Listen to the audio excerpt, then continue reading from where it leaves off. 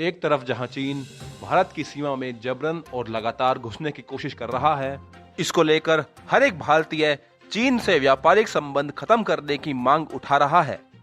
लेकिन हम ऐसा नहीं कर सकते हैं, क्योंकि चीन से व्यापारिक संबंध तोड़ना हमारे लिए नुकसानदायक हो सकता है। ऐसा नीति आयोग के पूर्व उपाध्यक्ष अरविंद पनगड़िया ने पीटीआई को बताया।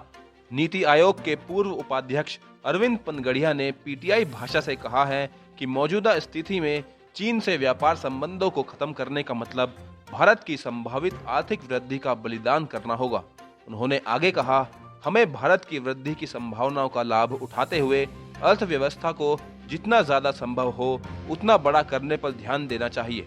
सीमा पर आक्रामक रूप दिखा रहे चीन के साथ व्यापारिक संबंधों को तोड़ने की मांगों के बीच नीति आयोग के पूर्व उपाध्यक्ष अरविंद पनगड़िया ने कहा कि चीन के साथ व्यापारिक संबंधों को तोड़ने के बजाय भारत को अपने व्यापार का विस्तार करने के लिए ब्रिटेन और यूरोपीय संघ समेत अन्य देशों के साथ मुक्त व्यापार समझौते करने के प्रयास करने चाहिए।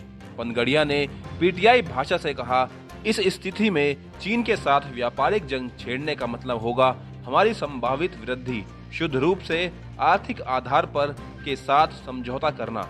इसकी प्रतिक्रिया में कार्रवाई करना उपयुक्त नहीं होगा। कोलंबिया विश्वविद्यालय में अर्थशास्त्र के प्रोफेसर पनगड़िया ने कहा कि दोनों देश व्यापार प्रतिबंध जैसे कदम उठा सकते हैं, लेकिन 17,000 अरब डॉलर की अर्थव्यवस्था चीन में 3,000 अरब डॉलर की अर्थव्यवस्था भारत को नुकसान पहुंचाने की क्षमता कहीं अधिक होगी।